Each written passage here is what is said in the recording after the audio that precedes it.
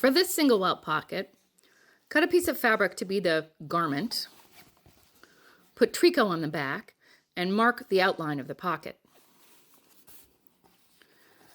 Cut a piece to be the welt and put tricot on half of it. And then cut the pocket bag with everything marked.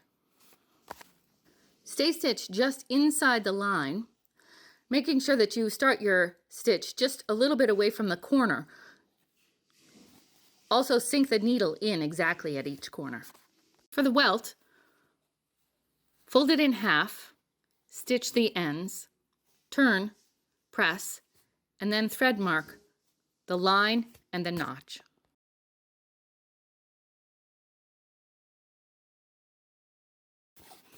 Pin the welt to the bottom of the box, matching the notch to the notch, and stitch just in the seam allowance side of the line.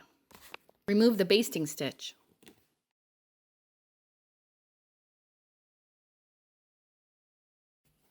Line up the box of the pocket with the box on the inside, making sure that the pocket is hanging straight down.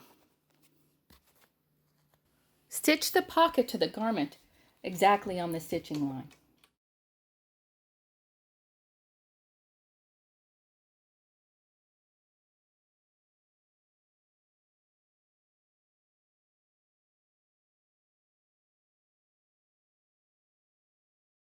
Cut exactly down the middle and right into the corners, and then turn everything to the inside.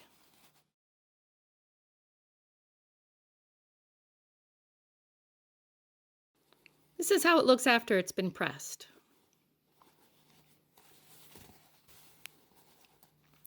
Top seam allowance goes down.